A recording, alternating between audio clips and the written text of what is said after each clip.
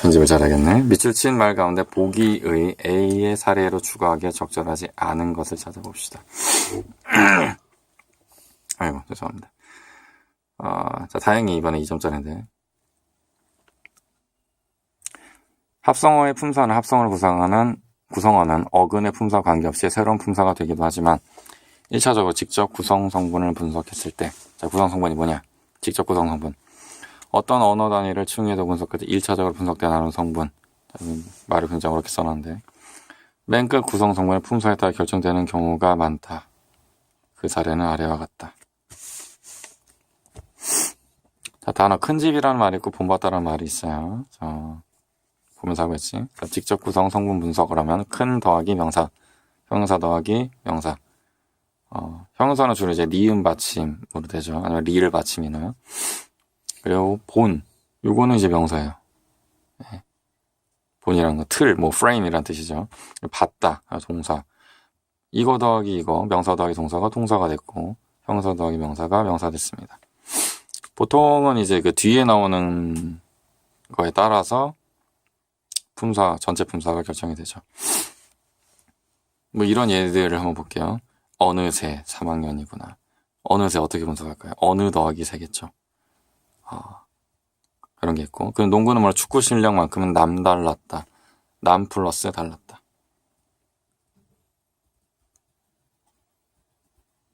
적절하지 않은 거 찾는 건데. 이게 1번이라고요? 1번. 어느새. 어느새 전체 분사가 뭘까요?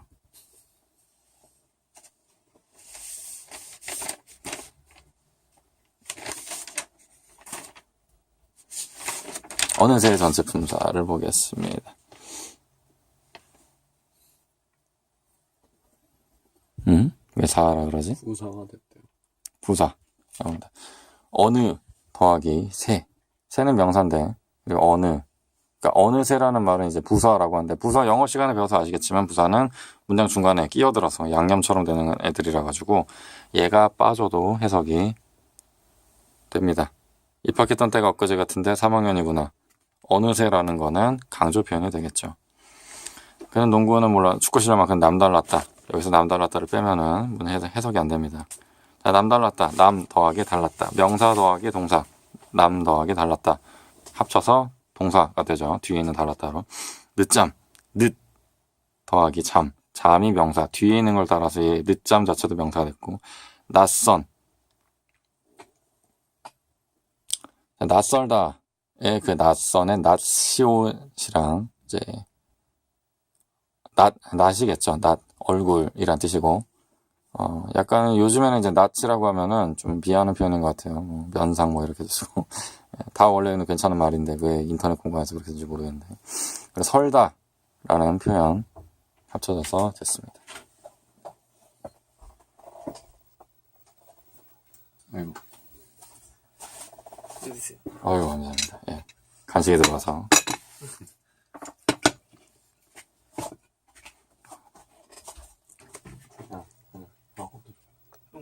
밥 먹어야 된다고. 예, 이게 리얼이죠. 낯선 사람이 합쳐져서 이제 얘가 형용사가 되겠죠. 설다, 뭐, 선, 이게 형용사인데, 뒤에 있는 거 따라 형용사가 됐습니다. 예전에 그런 CF가 있었어요. 뭐 낯선 남자에게서 뭐 익숙한 향기가 느껴졌다 뭐 이런 비슷한 CF. 안정환이 출연했었나? 하여튼 그럴 겁니다. 지금은 이제 안정환 선수 감독인가요?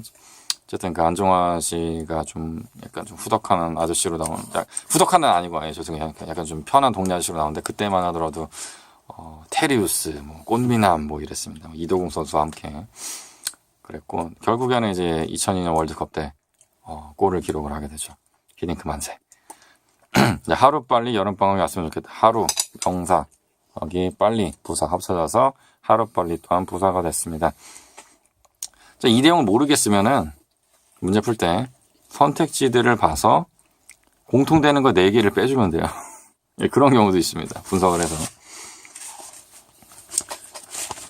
그 다음 15번.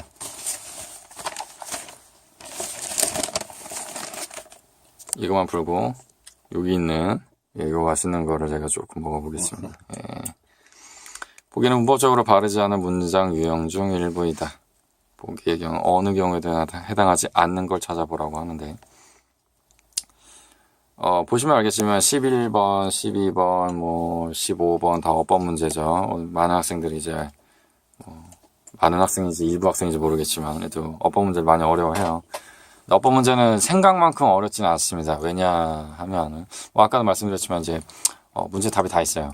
문제 보고 그대로 반영하면 되고 또는 선택지들끼리 비교해서 골라주면 되기도 합니다. 이번 경우 어떤 경우인지 모르는데 한번 볼게요. 자, 높임 표현이 적절하게 사용되지 않은 경우, 연결 어미가 의미에 맞게 사용되지 않은 경우, 피동 표현이 중복되어 과도한 피동이 된 경우, 목적어에 대응하는 서술어가 잘못 생략된 경우라고 하는데 뭐 다 틀린 건데 요거 하나하나씩 지워주면 될 거예요. 남은 거 하나 골라주면 되는데. 자, 5번이라고 했다가 답이 1번이었나요? 예, 그렇다고 합니다. 여전히 말을 하지 않고 고개를 끄덕이는. 카메라 계속 흔들리는데 멀미 안 했으면 좋겠고요. 자, 고등학생이라면 모름지기 그 정도는 다 할 줄 안다. 자, 뭐가 틀려? 이거는 맞는 표현 같은데.